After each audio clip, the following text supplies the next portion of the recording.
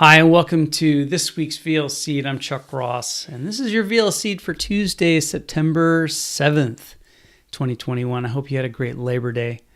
Last week, I talked a little bit about finishing something that you start. I mentioned John Acuff's book, Finish, where he talks about how many people start things but don't actually finish them. This week, we're going to kind of go backwards. We're going to talk about getting started. For some projects, getting started is easy, especially if it's something that you're used to. Both the starting point and the challenges you face along the way, they're clear because you expect them. Like I said, it's something you've done before. For example, last weekend, I helped my son add to his already modified car stereo. I used to install car stereos, so it wasn't really that much of a stretch for me. We took out the front seat to access the amplifier and proceeded to pull apart the dash in so many pieces to get to the stereo itself.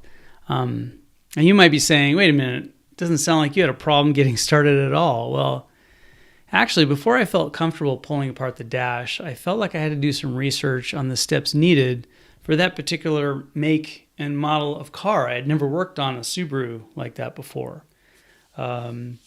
When you operate in an area of relative comfort, you probably have a pretty good idea of where to start, or at least where you need to go to find the answers of where to start. And sometimes, if you're not in an area of comfort, you don't even know where to go to find the answer. Now think about this for a second. If you wanted to start the project, but you had never done anything like it before, how much would you have to research in order to feel comfortable about actually beginning? I mean, if I'm working on a car stereo and I've never done it before, I might decide to lay out a specific plan and research all aspects of installing a car stereo. And if that's the case, I might be planning for months before I began.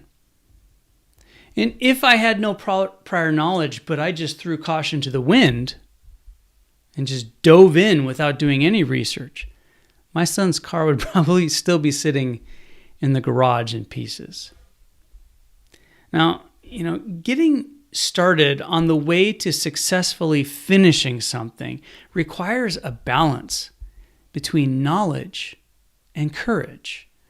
The knowledge of the task at hand and the requirements needed to complete the task, and the courage to move forward at the right time, knowing that you can only plan so much before action needs to be taken.